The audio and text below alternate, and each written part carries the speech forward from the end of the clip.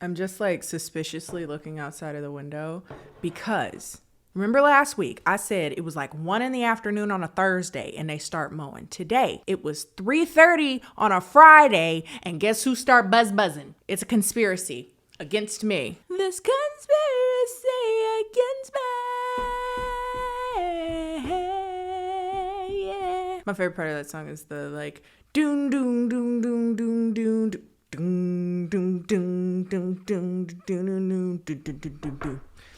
Anyway, hi, it's Kendall here. If you're new around here, welcome. If you're not new around here, what is up, home skillet biscuit?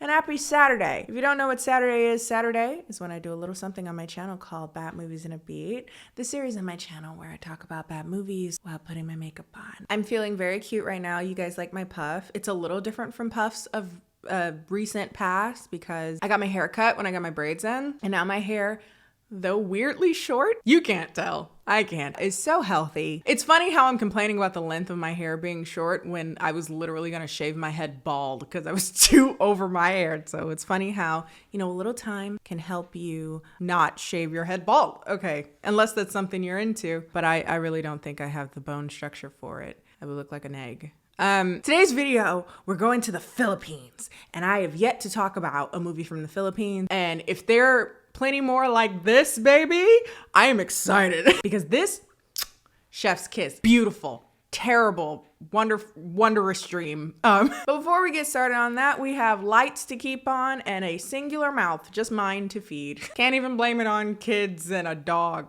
just me. But we're gonna send it over to Admiral Kennie. Thank you.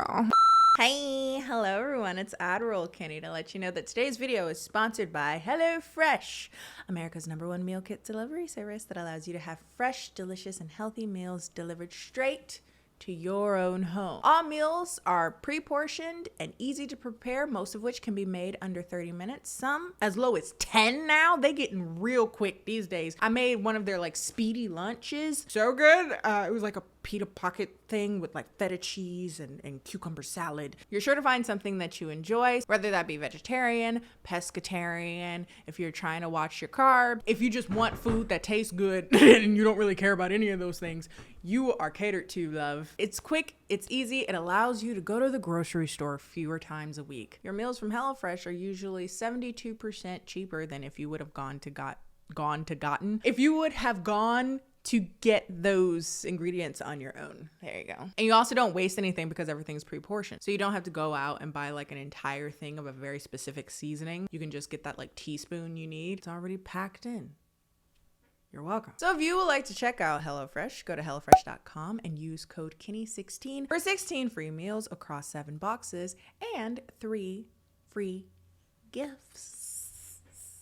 Big thanks again to HelloFresh for sponsoring today's video. Now let's get on to the debauchery. Oh, you guys like my earrings? These are, my friend has an earrings company and she makes these cute little handmade clay. I think she said they were made out of earrings. Aren't they cute? I'll link her down below if you want to check her out. Oh, and one last thing before we get into this week's video.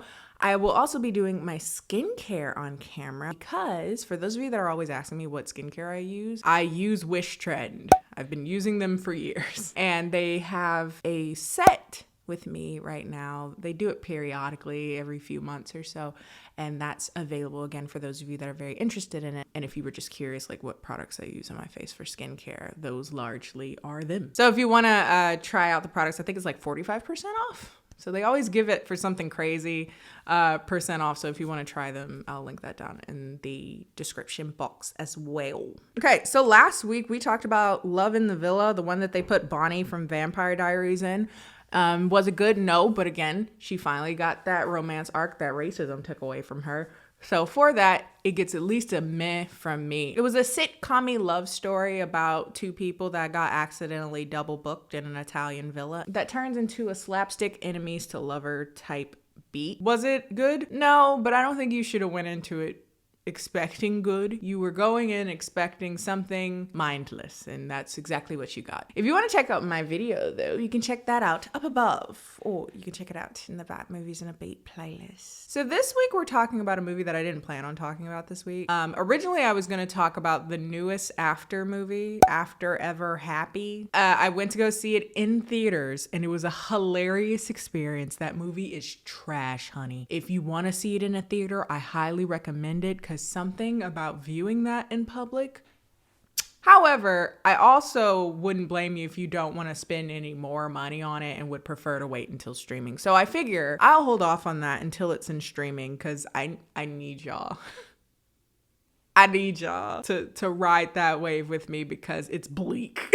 Of the After movies and their comedic memeability and their just overall enjoyment factor, the only ones that are truly I would watch again on purpose is the second one and this one. Messy. He sucks. They somehow made him suck more. I feel like you shouldn't exert any gas money or any energy to get to a theater to watch those films, but so I'll hold off. So in the meantime, I was like, well, what am I going to watch that's somewhere around the same level of toxicity? I went to my bookmarks on Twitter, because that's where I save some of the things you guys recommend for me to watch. And someone had said, have you ever seen this Filipino movie called No Other Woman, 2011? It's an incredibly toxic, melodramatic movie about a man who is married that enters into an illicit affair with his boss's daughter. And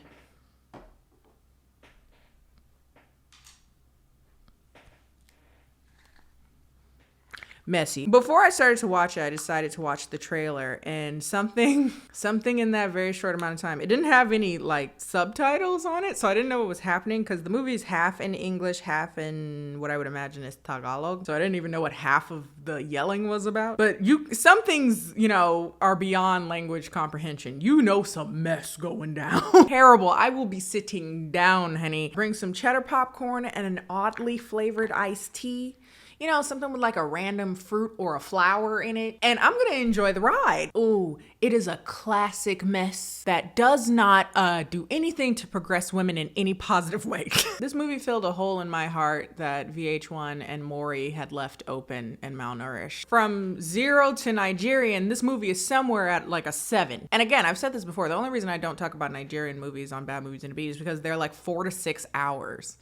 That's hair braiding time padding. Like, how else are you supposed to ignore that you're getting systematically decapitated by your hairdresser? Unless you're sitting there watching Beyonce, My Wife, Rihanna, My Girlfriend, but neither of them are winning over My Mother, Whitney Houston. This movie was able to give a good amount of messy spiciness in about a fourth of the time. Not nearly off the wall, batshit crazy as those, but something synthesized, whittled down to its core elements, and for that I appreciate the efficacy. No Other Woman is a good old entertainingly misogynistic film about a bunch of hot people being hot in the hot weather of the Philippines. A movie in which 2 women fight over one hot man. It is an hour and 45 minutes of passive aggression, snarky side remarks, cat fights, deception, lies, sensuality, sexuality. There's something about it that feels so classic soap opera. Very telenovela. It's campy, it's over the top, it's horribly made. The whole movie is in a ill-fit, ill-timed dub-over. Like they didn't even have mics on set. They just said, let's do all of it over. Like they didn't even look at the footage until the movie was completely done, and they're like, we gotta do it all over again. Like the dubbing is so bad, it feels like whoever was doing it at any given moment wasn't actually looking at the film in real time. And I love it. It's so bad. By the way, if you would like to watch this movie and witness the masterpiece that it is on Netflix currently. So check it out. But without further ado, we're diving in to No Other Woman, 2011. So our main character is a very sexy motherfucker by the name of Ram. He real good, real fine, no notes. Well, a few notes. I don't like the hair. Grow the hair out or get a lineup. Commit. And Ram is a salesman. He sells furniture. And when I say salesman, I mean it in every sense of the word, in the sense that he like flirts his way into selling things, which you know what? I can't even get mad at him for. He'd probably get my ass. This is our new crib set. I'll take it. I didn't know you had any kids. I don't. I can. We can get to working on it. But he kind of makes a living by selling furniture to like women that find him hot, which again, However you get your money, it makes sense to me. But one thing about him is that he is a self-proclaimed ex-womanizer. He's married now, actually. He's recently married to a woman named Charmaine, and she is, in many ways, considered to be very respectable. She comes from a good family. They have quite a bit of money. She's sweet. She cooks. In all the ways that people think of a very traditional heterosexual relationship, she plays her part theoretically the way that men always say they want you to do. But if you gathered anything from this movie, that didn't save her from getting cheated on. So I say do whatever. One day at his store, though, someone comes in and they say that they're looking to buy a bunch of furniture for a new resort opening close to the beach. And basically, they're looking to speak with Ram to see if he should be the one that supplies the furniture for the new resort. The owner of said new resort is, this is confusing, a former business partner of Ram's estranged father. Ram's father apparently stole from this man. That's why they're no longer business partners. Now, for some reason, this dude is still open to the idea of working with Ram despite that, which is very kind and understanding of him, probably more than I would be. You know, he says, I'll give you a chance to show me your work and see if we can work together. Again, he's presumably one of several people kind of interviewing for the spot. Ram assures him that he is in no way anything like his lying, cheating father, and that he has learned from his father's mistakes and that he would never be anything like him. So let's talk a bit more about his family, particularly in relation to his wife, Charmaine. She, again, is from a rather wealthy family. They've relatively recently got married and have moved into a home that her father purchase for them. So Ram's father-in-law. Him and his father-in-law don't seem to have a great relationship. He says he feels very emasculated by his father-in-law because he kind of ridicules him, berates him for not being much of a provider. He also just seemingly doesn't think that Ram is good enough for his daughter. But being that there seems to be a lot of strain between Ram and his father-in-law, Charmaine is kind of there as this intermediary that comforts Ram, reassures him that she feels that he's a perfectly adequate enough man for her, that she loves him, and yada, yada, yada. I think this is a great opportunity to kind of talk about how Charmaine is in many ways, on paper, all the things that is supposed to be ideal in a heteronormative relationship, patriarchal relationship, or whatever. And I think the moral of that story is like, if somebody gonna do you dirty, they would have done you dirty regardless. Like, there's nothing you could have did to make them treat you right. Speaking of which, the next day Ram meets Kara, who is the estate owner's daughter, heiress to all of his fortunes and whatnot. They meet when she nearly crashes into him while on her jet ski. They have an incredibly sexually charged first meeting as somehow she fell into the water with only her bikini top coming off and not the like swim cardigan thing or whatever she was wearing. That ain't how physics works. But but they use it as an opportunity for her to ask him to assist her in putting her bikini top back on. But immediately there is an inexplicable attraction. It's not inexplicable. They're both really hot. There's an attraction nonetheless. Ram's grandfather ends up having a stroke and it keeps him bedridden at his home. And so Ram goes over to visit him. While there, the grandfather is like, I need you to make up with your father because he has a bad relationship with his father. He, I believe, cheated on his mother and then left them. Ram ends up seeing his father at the home and gives him a check for the grandfather, presumably for his care or something. And for some reason, this enrages the father. He's like, oh, what do you think? You are a big shot? You can just have money to take care of people? What are you trying to say? Which, are we a little insecure? Are we a little insecure, my guy? You sound a little insecure. Maybe you should go to therapy and deal with your guilt around abandoning your family instead of getting mad at somebody for giving you money to take care of somebody just because you couldn't do that. Spitting, am I? There's a lot of projection going on, a lot of transference of shame to anger. Your girl listens to psychology podcasts sometimes, might have learned a thing or two. But after the father projects all his insecurities onto Ram, he essentially says to him, I will never be like you. Says a nigga who's gonna be quite similar. But that is the only scene that we have with Ram and his father, or this grandfather. The grandfather isn't mentioned again the rest of the movie, so I don't know if he like dies. The next day, he runs into Kara again, this time outside of her father's office on the way to do an interview again to see if they would want to acquire his products for the new resort. Oh no, don't like that lipstick on her. No, no, no. It's very 2011, so it's time appropriate. But it's ugly. He gives a presentation about his furniture, ultimately saying that sure, it may be a bit more expensive than probably other manufacturers or designers that you're looking at right now, but it's quality. It's, made by local artisans. It's, unique, well-made, the whole lot. Salesman. He ends up getting grilled by one of the board members about, like, again, why would we pay for your very, very expensive furniture when we could go with someone significantly cheaper? And Kara, I change the pronunciation of her name every time I say it. Kara is like, look, we're going to be a fancy resort. We're going to need fancy furniture. Ram thanks her for sticking up for him. And she said, to thank me, you can take me to lunch. And he's a bit hesitant, but she's kind of like off already. She's like, all right, buy me lunch. They go to lunch. They have a great time. It turns into what I guess should have been maybe an hour engagement, ended up being several hours, and they're laughing and they obviously have chemistry. That's how it starts. Meanwhile, back at home,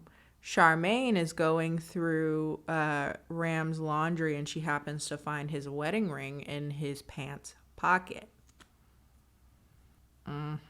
She calls him over and over because he's late, because he's too busy chatting up with some other woman, coming to her grandparents' 50-year wedding anniversary. And it's a big deal. They're throwing a big party and he's nowhere to be found. And she's like, hey, I have to answer for you. Like, where's your husband? So he's like, okay, like, let me get over to my wife. When he finally gets to the party, Charmaine is obviously agitated, but is trying to keep a straight face at the party. Didn't want to cause an argument while there. Discreetly tells him to put his ring on, and she looks agitated with him. And he's like, oh, babe, I don't put my ring on when I'm with clients. Why? Like, I get why she doesn't want to, I guess, maybe bring up this conversation at this party. But, like, it would be something I'd have to come back to, because why? But before she can really, like, delve into that suspiciousness, somebody else getting cheated on. Charmaine's mom. And apparently, her father has brought the mistress to the party. The daughters are trying to calm her down. She's like, we don't even know that they're having an affair. Maybe that's his business partner. She's like, business partner? What the hell are you talking about? And mama, like, she ready to fight. And she turns to Charmaine and she's like, look, I know a bunch of people want your man too. Everybody looking at him, he fine. So if some bitch try to come take your man, you beat her ass. You better be willing to fight for your man. I've said this before. I'm of the school of thought that men are nothing to fight over. I think it's tacky and ghetto, and it sets the movement back, personally. It makes great TV, but but like real life? You want me to mess my edges up and lose a nail over a man who, though fine, looks short, has no money, and is possibly cheating on you? Let alone your mama telling you you better go out there and fight for your man. No. I barely fight for my own mental health, and you want me to fight for a man? Like, oh my God. The next day, Kara takes him for a tour around the budding resort. They're still doing construction, but she's going to show him the general lay of the land. And this scene is just hilarious to me for some reason because it's just her pointing and laughing. But it's like she's driving so fast, there's no way they like saw anything. I thought it was funny. They get suspiciously close while golfing. But finally, at the end of this incredibly inappropriate day, he says, I should probably break it to her that I am actually already married. And her response to that was basically, I don't know what that has to do with me. She was like, this can just be fun. This could just be chill. I'm not going to fall in love with you. Don't fall in love with me. It's going to be just some adult, consensual fun. Carefree. Don't even worry about it. She seems to, for some reason, believe that if she doesn't fall in love with him, she is not considered a mistress at that point. And there are some vague mentions that maybe this is something she's done in the past, been with men who were in relationships already.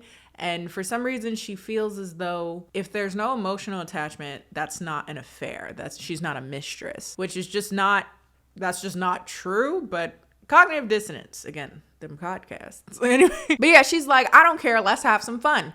And he's like, all right. Because apparently his convictions weren't that he was married, is that he feels like he should tell her first. And to find out that she actually doesn't care that much, he's like, oh, great. Now I can cheat on her. Like, theoretically, now, two people who have no emotional attachment, it should work out perfectly, right? But little do they know that this will not end perfectly. So he goes forth with it. They have sex on the beach. The second worst place to have sex in my mind. The first is always any body of chlorinated water. The second place is any place with sand. Just rock salt granola between your toes and up your booty crack.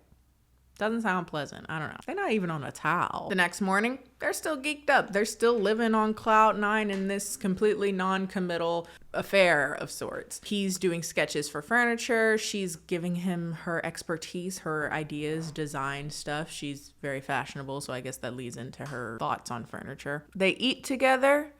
Seafood specifically. During this, he laments over how his wife doesn't allow him of sorts to eat with his hands, which, as I understand, is more customary for a lot of Filipino people. To me, stupid. That just sounds like fewer dishes to wash. Use your hands. Honestly, the only reason why I don't use my hands to eat more is just because I don't know how to get the temperature right. Like, people from countries in which y'all primarily eat with your hands. How do you not get burned? I had fufu for the first time a few months ago, and I don't know how they did it so that it was hot so it tastes good, but it wasn't so hot that it was a physically painful experience, you know? Because like when you eat hot food and you take it down anyway, you'd be like, right? But if it's with your hands, you just drop it. It's like, Is the answer to just not be a fat ass like me who can't wait until the shit cools off a little bit? I can never find the right temperature though. I don't want it to cool off too much. I'm thinking too hard about this. But anyway, they eat seafood. And during this conversation, we find out that she is actually allergic to seafood. And he's like, stop eating it then. But she's like, no, like sometimes you gotta like do the thing anyway. Cause just cause it's dangerous doesn't mean that it shouldn't be done. And alluding to their relationship. And it's like, how will you know if it tastes good or not if you don't take a bite? A wild ass thing to say. Because again, I think we discussed this last week about allergies, no? A seafood allergy, especially if she's eating like a whole meal of seafood, can kill you, no? This isn't lactose intolerant where you spend the whole day on the shitter and then you're like, oh, I've been reborn. I had a butt baby. And this can close your windpipe and kill you. Which maybe, in fairness, is the analogy here. But just from like a completely two-dimensional sense, you sound stupid. Speaking of which, she gets quite sick from this and she needs like an inhaler and stuff. Like, again, just to make a cute little point about living on the wild side, it just seems odd to die of respiratory failure because it was like just because you're trying to make a point. But Ram is like, don't worry, I'm here. I'm going to take care of you. I'm going to nurse you through this. But because he was nursing her back to health, he ends up coming home late to his wife and she's completely oblivious to him cheating on her. And it seems that he maybe feels slightly guilty about that, but not much because he's still like leaving letters to Kara being like, oh my God, I miss you already. And then soon after that, he talks to his close friend about the affair. He lets him know that he's doing it. And he seems like, you know, kind of proud of himself. He's like, yeah, I'm having an affair. You know, big dogs, womanizer. I tried to be faithful, but I couldn't. Bitch ass around the world. He's dead ass like, it's a sweet deal. Again, she doesn't want anything. There's no strings attached. I get the life that I want with my rich wife who is there to hold me down. And I get to cheat on her with an heiress. The friend is like, this is a bad idea. Like, you shouldn't be doing this. Like, this is going to end badly. And the friend is kind of like, I know I can't really stop you from doing this, but the only advice I can give you is that both of you need to know when to stop. Foreshadowing, one might say. But I'm sitting over here like, no, bring back shaming. Make us feel bad. All you had to do was hit him with a really. That's really a bitch move to do. Like, why would you play your wife like that? She's been nothing but good to you. She hasn't done anything to deserve that. She's done nothing but been good to you and you still cheat on her? Wow. Weird even. You a weirdo. But no, nobody want to shame no more. Nobody want to shun. Meanwhile, Kara, I change her name every time, is also talking to her friends about it. Well, not about her affair with Ram, but they kind of talk to her about her dating patterns. She's kind of known as a femme fatale. She makes men fall in love, and then once they do, she's like, bye-bye. She can't be tied down by no man. You know, she's just young, wild, beautiful, and free. By the way, Ram has now been officially hired for the resort. I don't know if I ever explicitly said that. And so he goes in and gives a presentation of the pieces that he would like to bring into the resort. When he's kind of applauded for the work that he's done, he gives some credit to Kara, because she also gave him some ideas on the designs. It seems like something in that leads to her father maybe feeling that something's going on, but he doesn't seem to say much directly. All he says is that, oh, I see you learned a lot when you were in New York, which I resent. She didn't learn how to be a mistress from New York. She learned how to be a mistress from good old ambition and tenacity. One thing that maybe she did learn from New York is a bit more about her own independence, because that was the first time she was away from her father. And apparently that's why they have a kind of a contentious relationship, because when she came back, she had a mind of her own. She had an independent way of thinking, something that her father seemingly regrets or resents her for, I should say. Ram decides to counter that by saying it's a lucky thing that you even have a relationship with your father. Again, he has daddy issues. He's like, mine abandoned us after he ruined his reputation in business and f***ed over your father. And then he abandoned us shortly before my mother died of brain cancer. And then also my father-in-law doesn't love me either.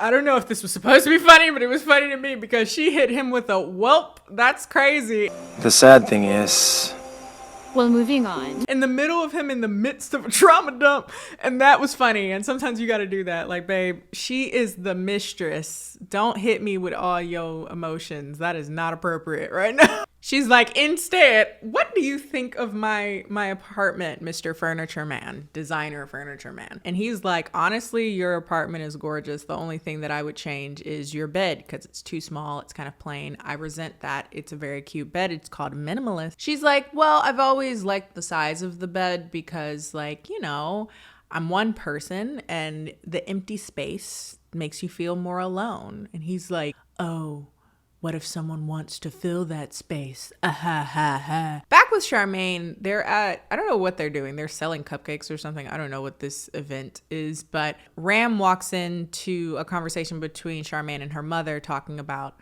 her father's affair. And he's like, cheating? Who cheating? Real innocent men shit, honestly. He starts sweating and his wife is like, why are you sweating? He's like, it's just crazy hot in here. That's when Charmaine notices a mark on his neck, presumably a hickey. He blames it on a jellyfish? Not a bug? The thing that would be more likely to bite you random? You said a jellyfish? God. But this is when we really start to see Charmaine say something ain't right. So she decides to visit Ram at the furniture store, but he's not there, presumably on location at the resort. But that's not even where he is. He's too busy making another woman a bed. And again, this bed I actually like less, but she seems to really enjoy it. She thinks it's really pretty. They also f*** in the new bed. Shocker. Okay, well, the shoulder's nice. Damn. But during this particular time of them having sex, you can tell that Kara's starting to catch feelings. Oh no, did y'all see that coming? Because I was taken quite by surprise. Meanwhile, Charmaine is still at his furniture store and decides to start looking through his calendars, his appointment papers, stuff like that. And come to find out, he has a reservation at a restaurant for 9 o'clock tonight. And she decides that she's going to go and see what's up. Yes, bitch, that's called proactivity. This part is like classic. Something maleficent is looking out for you. Something unjust is working in your favor. Whatever saved his ass is not of God. This is the devil's work because he goes to dinner with Kara. Side note, the hair. That's good hair. That's really good hair. I'm gonna have my hair like that next week. Remind me. Good hair. Hate the lipstick. But again, it's 2011. Good hair though. Anyway, and Charmaine comes to the restaurant. She goes to the bathroom and so does Kara. And they like see each other. They don't know why they should know each other, but you can tell it's that vibe. But they seem to be like weird energy. Charmaine leaves and you're sitting there on the edge of your seat. You're like, oh, this cheating bitch about to get caught. But nope. Because just then one of his coworkers, somebody that he knows, a man, comes up to him and he's like, hey, hi, how are you doing? What's up? And they start to talk. Right then, Charmaine comes out of the bathroom and she sees her husband talking with a business partner. And so he's like, hey, let me introduce you to my wife, Charmaine. So Charmaine's thinking the dinner was with this business guy, this business associate. And the business associate thinks that he's out there with his wife. So none of his business associates know that he's cheating on his wife. And she doesn't know that she's getting cheated on because she thought that he was out there with a business associate.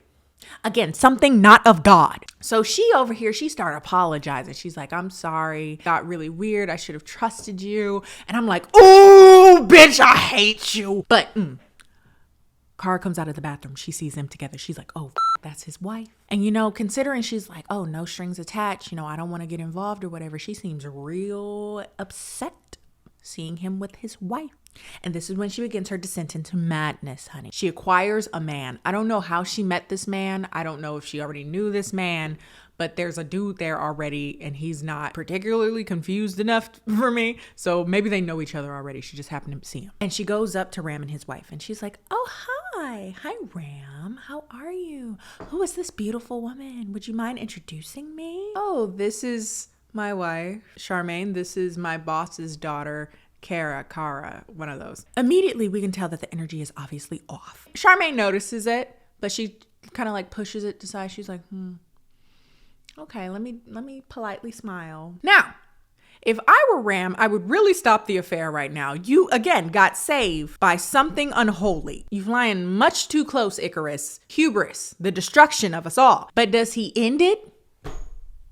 Babe, we're only halfway through the movie. Of course he doesn't end it. This is when Kara tells her friend, Kara, the girl with the good hair. She's like, I'm seeing a married man. And she tells her friends. And they shame her like they should. They was like, what? Why are you seeing a married man? You can have any man you want. You seeing a married man. How you going to feel when he chooses his wife over you? More importantly, how you going to feel when this comes out in the press and you embarrass your family? You're an heiress. An heiress. Embarrassing. Again, she's like, I'm not a mistress. Y'all acting real weird. I'm not a mistress. You're only a mistress if you start catching feelings, and I'm not gonna catch no feelings. Again, where'd she get that? But rest assured, shit's about to hit the fan. So at night, Ram is asleep and Charmaine hears his phone ring and she goes to see it and she sees that it's an unsaved number. Texts him saying like, I can't sleep. I miss you. So look into that. So Charmaine, big brain energy, she was like, I'm going to text her. And she texts, I can't talk right now. I'm with my wife, but call me. I want to hear your voice. So she calls, ring, ring, ring, ring, ring. She answers the phone. And she's like, I really wanted to tell you, you have great taste in women. Your wife is really pretty. So now it's confirmed that you've been messing around with the boss's daughter. If I were his wife, I would be really upset. One, because you cheated on me, but also you cheated on me with your boss's daughter. So when this all falls apart, you're going to lose your marriage and your job. So she's heartbroken, understandably. And she goes crying to her mother about it. Her mother who just got cheated on herself. Again, the mom's like, you got to fight. You got to fight for your marriage. And again, men aren't worth fighting for. But she decides she's going to pull out all the stops. She's going to try to seduce her husband. This is sad. She brings out the roses. She brings out the candles. She brings out the lingerie. He's like, I'd love to, but I can't. I'm so tired. I bet you are. And she just comes right on and says, is there somebody else? And he just kind of laughs in a way that lets you know he lying. Because he's not taken aback by this question. What are you talking about? Of course, it's just you, babe. Lying ass bitch. Like with the quickness, just lie to her face. What innocent man wouldn't be thrown off by that question, right? You not cheating and your wife out of the blue is like, is there somebody else? What would your response be? It'd be, what? No, like, what do you mean? Where is this coming from? You'd be confused, right? He's like, no, babe. No one but you, babe. Just eyes for you. I'd never cheat on you, babe. 'Cause you are the one I long for. F that. She asks again. She's like, is it Kara? And he's like, no, there's nobody but you, babe. I love you. Go take a shower. I bet you are, you dirty ass bitch. Ram ends up seeing that friend that was like, hey, dude, I wouldn't recommend this. My wife is starting to get suspicious. The friend, again, is like, I think you should stop then, because your wife's starting to get suspicious. This is going to get ugly. You know, I saw some reports that women got cheated on and they start killing people. But thus begins the messy Olympics. Both Cara and Charmaine end up going to the same mall, like end up in the same clothing store, and they both see a bag. They're both dressed in like Barney purple. There's this very thinly veiled conversation about how they both have a taste for similar things. I wouldn't want to take something that is rightfully someone else's, you know, real subtle. But this ends with one of the assistants being like, we have another one. Like, I don't have to have the same bag. Like, we can get you, it's in stock. And so they both buy the bag. Charmaine invites Cara to coffee. Real know your enemy type beat. And they discuss love, particularly protecting love, believing in marriage, believing in love lasting a lifetime. Cara hits her with the anime evil lady laugh. You really believe that love lasts a lifetime? That was good. I should go into voice acting. Hold on. Mean girl in a slice of life school anime. Do you really think that anyone would want to see you in the school play? Thank you. All right. So at the end of this, again, real manipulative and passive aggressive, Charmaine is like, bestie, can you take me home? I'm trying to get in contact with my friend, but she's not answering. And to thank you, you can stay for dinner at my house. And she's like, I don't know if I want to do, I insist. You'll love what I cook. I'm a great cook. Besides, I really want to thank you for, quote, getting my husband. What do you mean by that? Getting him for your resort, silly. They get to the house. It's a very nice house. You know, Cara like compliments her on it. And she's like, yeah, it's already infested though these days. She's like, don't worry, Ram will be here soon. I'm sure he doesn't have much keeping him late today. She makes a bit too on the nose joke about poisoning Cara's food. Ram comes home. He sees his wife and his side chick in the same house, dressed in the same color. It must have been very, very alarming for him. He damn near looked like he's about to have a heart attack. They all sit at the table and have this very odd energy meal. And Ram is sitting there looking dumb and silent. He's just like, wow, this food is pretty good. And they are having a passive aggressive battle of wits. They start talking about relationships and Kara's like, oh, I don't really want a boyfriend right now. I want to be stress-free. I don't want to be haggard. Charmaine pulls a card where she's kind of like rubbing in her face that she's not married yet. And I'm like, babe, I don't think that's the best card you got. Like, you married, you cook real well, you stay in shape, you real pretty, you got money, and he's still cheating on your ass. Then Charmaine hits everybody with this one, very subtle again.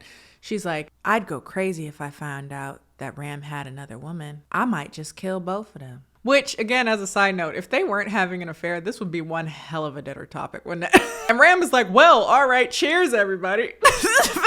After Cara leaves, begins a big argument between Ram and Charmaine. And again, ain't shit mother do the same ain't shit script around the world, because she's like, I know you're cheating on me with her. And he's like, you're crazy. It's all in your mind. What are you talking about? Why are you jeopardizing my job for no reason? You're just here to antagonize her, and that's bad for my business. Again, no matter language or country of origin, ain't shit mother is universal. She hits him with a, you're just like your father, and he loses it, which is hilarious coming from a person who's acting just like his father.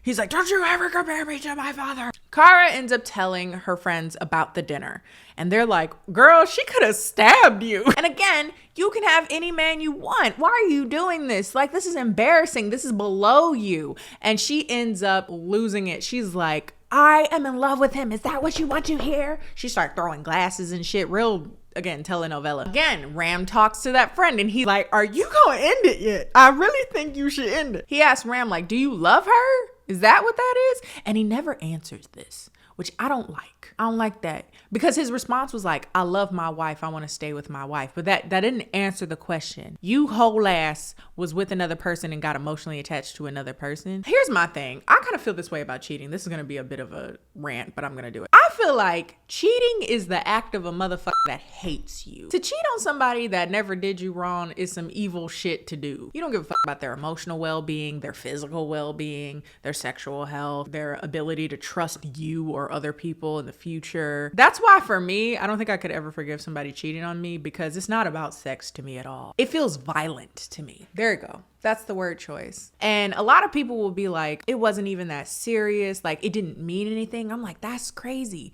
You will do something like that and it didn't mean anything to you.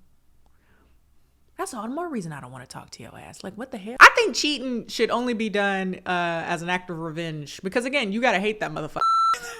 By the way, I'm not condoning cheating. I'm just saying if you gonna cheat, like as we talked about in the 365 days, you do it with somebody that cheated on you. And then you leave them. Don't continue the relationship. That ain't like a tit for tat thing. It's just like, I hate you. I want to do this. Yeah. That's my toxic advice of the week. There you go. Or no, I shouldn't say that. The true answer to that is leave the relationship and go to therapy and heal. But the fun answer is so yeah, the friend is like, please end this. You gotta end this. This is going too far. Ram goes to Kara's house and he's like, one, I would like to apologize for my wife's behavior. Ultimately, this has gone too far. We need to end this. My wife knows, essentially. Though I have not confirmed it, she knows. Kara's like, okay, whatever, see you at work. But Ram goes back to his wife, Charmaine, and he apologizes for blowing up at her the day before or the night before. And she asks him, like, do you regret marrying me so early? She asks if he still sees her as the woman that he fell in love with. But he insists, yes, that he loves her. He will always love her. She's been there for him through the hardest times. Again, it didn't stop him from cheating on her, but okay. But essentially they make up. In this conversation, he never confirms that he cheated on her. He does say, like, forgive me in a way that doesn't feel like it's just referring to him arguing with her the night before. But yeah, they have makeup sex, and right when they have that, in comes a call from Kara. Charmaine answers the phone. Real messy. And she is able to put it on speaker so that Kara can hear them moaning and shit and saying, I love you. Messy, messy, messy. Now this is where things just kind of devolve. Charmaine and Ram end up going to the resort as guests now. Highly stupid. Why would you bring your wife to the location that you know your ex-side chick is going to be? Like, what did you think would happen? You couldn't pick any other resort. Also, I don't think the resort is open because there's not really many other people there. So it's like, this is stupid. But whatever, they're there. They've chosen this place of all the places they could be. And obviously, Kara sees them and she's like spiraling because of it. She sees them kissing. Now, let's talk a bit, again, why you don't your boss's daughter or anybody in relation to your boss. Once you stop your boss's daughter and she's mad at you, guess what also gets impacted by that? Your job. All of a sudden, the furniture that she thought was beautiful, she's like, this shit is falling apart. It's ugly, it's tacky, it's too expensive, it's gotta go. Now that your job is possibly in jeopardy, what is the perfect cherry on top? Kara ends up officially confirming to Charmaine that yes, she had sex with Ram several times, had an affair with him. The words she used, again, real messy, she says, yes, I enjoyed your husband. Now, again, I don't believe in fighting over men, but I do believe in fighting over disrespect. She would get drowned. Beat her ass, not like still leave the husband because him, but like, no, in my face. She's like, yeah, when you fall asleep, he's gonna come to my room tonight knocking on my door. And what are you gonna do about it, you boring ass, bitchy ass housewife? Charmaine, rightfully upset and embarrassed, goes back to the room that she shares with Ram, and all hell breaks loose. He tries to restrain her because she's losing her mind, and she slaps the taste out of his mouth. She's like, I know it. You looked in my face and lied to me. And I said over and over, was something happening? I have lowered myself for you. I'm acting out of character because I love you. She's like, you made me feel dirty. You made me feel defiled. This shit is really up. That's what I mean. Like, if someone cheats on you, they have to hate you, because there is no way someone that loves you would risk you feeling like this. I just don't believe it. This is the shit you do to people that you hate. And he cheated on her several times. So he was willing to make you feel like this over and over and over again. The thought of you feeling like this didn't bother him, or probably didn't even cross his mind at any point. And he did it for something with no strings attached. I don't know if I'm accidentally talking to somebody right now, but he willing to make her feel like this for a quick nut? Yeah, nah. No. Ram leaves the room. He goes to Cara and he starts yelling at her like, you're ruining my life. Does this make you happy? First my job and now my wife. What the hell are you doing? And I'm like, babe, you vowed to her to love and be faithful. Because it's everybody else's fault that you cheated on your wife. Like, sure, she's not the best. She was willfully participating in it. But at the end of the day, again, you vowed to be faithful to your wife. That is your job. To tell somebody who's pushing up on you, hey, nah, this is inappropriate. I don't feel comfortable with that. I'm married. But you didn't do that, did you? Because you a bitch. They start yelling. He's like, why are you acting like such a jealous mistress? She's like, oh, well, I guess you never loved me, right? I guess you never loved me. And I'm like, both of y'all crazy as hell. One, he never said he loved you. Again, there was that brief thing where he was talking to his friend where we kind of wonder, like, did he? But that's neither here nor there. He never said it to you. He's never said anything about loving you. So what are you talking about? And two, weren't you the person that said no strings attached, don't fall in love with me? Like, that's really icky. I don't like when dudes fall in love with me. He's going on and on about how he loves his wife. And I'm like, you don't love her. Like, you don't love her either. Hello. It's been like a half an hour, 40 minutes since I said the last word. My memory card filled up, but I've had yogurt since then. So I gotta fix this. But back to the mess though. It gets real messy. She start throwing chairs. He flip a table. Like literally flips a table. He's like, seriously, we're done. We're done. She go running after him. She start begging. She's like, please, Ram, please don't leave me. And I'm like, girl, you are embarrassing yourself. Like, the furniture can hear you. There's nobody else here but the furniture. The dick can't be that good. Like, there's no dick on this planet. Stand up. Charmaine sees them and sees the scuffle. And though obviously it's pretty apparent that he's trying to tell her to like, go away, leave me alone. Charmaine she can't differentiate. She slapped the out of everybody. It's complete and utter chaos. They rumbling, they going at it, cat fight, full on. And luckily though, in this movie, seeing them fight and seeing the chaos that has taken place, maybe one could say a fight between two people he loves. He realized like, wow, maybe cheating on my wife was a bad idea. Only had to destroy everyone's trust in you to get to that realization. But, you know, I think this is indicative of the bar truly being past hell. I guess I'll take it as a win that he wasn't like excited that two beautiful women were fighting over him. Charmaine is like, I am done. I am going to my father's house. This is ridiculous. This part made me really sad because Charmaine is like, what did I do to deserve this? What was I missing? What wasn't enough? Like, do you not like my cooking? Do you think I'm ugly? Like, what was I insufficient in that made you treat me like this? Like, why are you treating me like this?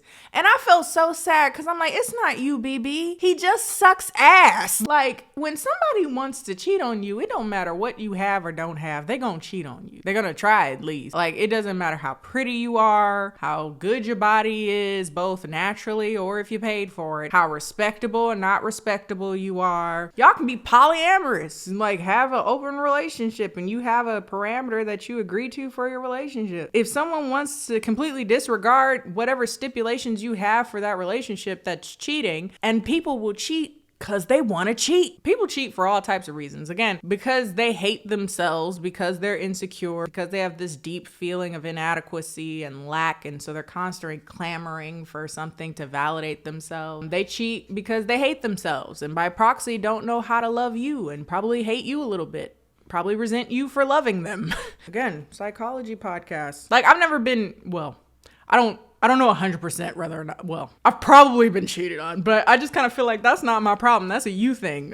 You get your tests done. If you don't have no bugs and no kids, You a virgin. No, he hit her with the universal ain't shit. Baby, baby, please take me back. Oh, I did you wrong. I'm sorry, baby, baby, please. But she says, no, I'm going to my dad's house. Goodbye. The resort owner is like, I knew you were having an affair with my daughter and you have the nerve to show your face on this here resort campus. I can see you're no different than your father. You hated him so much that you became him. And he hits him with maybe if you stop resenting your father so much and hating him so much, you would actually be a good man. He might be spitting a little bit. I don't know. In fairness, like the amount of hatred he has for his dad, it shows up in his own amount of self-hatred. Now he's sabotaging everything like his dad did. It's not to say he has to have like a close relationship with his father or anything. Because like some people are actually unsafe to have a very close relationship with. But there comes a time where you have to like stop going on trauma autopilot and take hold of your life to some degree. But he's too busy hyper focused on his hatred of his father that he can't do that. I thought this was gonna start like a father-son makeup session, but they actually don't do that, which is in my opinion refreshing. Again, I don't think he has to do the whole like I love you dad thing, because I just don't think it's appropriate. Like he still sucks. Your dad sucks. That doesn't mean you have to live your entire life just engulfed and obsessed with hatred for him and yourself. Like you can't have a life outside of your hatred of him is what I'm getting at. Ram ends up losing the furniture business. I don't know why. Don't they still have to pay for the furniture at the resort? Or maybe he just fired him outright. In the empty furniture store with his friend, and the friend is like, I believe in you. I believe that you can patch up things with your wife. I don't like this advice. Like, you may not be able to patch things up. That's called consequences. Things you do sometimes have permanent consequences. Learn to forgive yourself and move on, hopefully. This is a movie, and they want there to be some form of redemption for everyone involved. This is how we get the good old soap opera, send somebody to the hospital so that we can wrap this shit up arc. Kara comes to Ram either outside of his home or at his business, and she's again begging him, and it ends up resulting in like a chase down the street, and it ends with him getting stabbed through the shoulder in a car crash. And that was hilarious because I definitely saw it coming, because I was like, they're gonna have to wrap this up somehow. So he goes into the hospital on the brink of death and he has to go to surgery. Kara calls Charmaine to let her know that he had gotten in a car crash. I don't know about you, but if my husband's mistress called to tell me that he got in a car crash, maybe I'm cold-blooded, but I'm like, you know what? That's a little karmic, because why are you calling? But she better than me, and she comes to the hospital. She start boohooing and crying like, oh my God, the love of my life might die. She goes to pray in like a temple, and here comes Kara, who like apologizes for everything. And she's like, I'm so sorry. I shouldn't have done anything. I knew he was married and I wanted him to fall in love with me, and I shouldn't have done that. I understand if you hate me, but please forgive Ram, which is inappropriate. And Charmaine is like, that's inappropriate, which I did appreciate, but she's like, that is not your place. Please leave. But eventually, Ram survives. He survives surgery. I think it would have been funny if he just died, because that's one hell of a moral. They're like, cheating causes car crashes. Think twice when you make those vows. But after he gets out of the hospital, he goes to Kara and he like does his final apology for everything, end on good terms. And she decides that she wants to go back to New York for some unspecified amount of time. Fast forward, maybe about a year or two, Kara is back with a downgrade in her hair. Those bangs are ugly. She needs a roller set. They see Ram, Charmaine, and their new baby. They wave at each other, and I guess they cool, because no one's like upset. That was a time in our life, and now we can move on. And that's the credits. That's the end. Personally, I did not enjoy the ending. The ending sucked, and it ruined otherwise horrid perfection. But I guess they wanted it to be like a redemption arc. So there you go, whatever. But yes, this movie was magnificent. Just bad dubbing, good hair, and a dream. Honestly, I think it's bad good enough that it's going to be one of my new comfort movies, and I highly recommend it for that, if nothing else. So anyway, that's all for today, folks. If you like this video, feel free to like this video. Follow me on all my social media, Instagram, Twitter, both of which are KennieJD. If you have other bad movie suggestions, feel free to put those down in the comment section, and I will see you guys next time.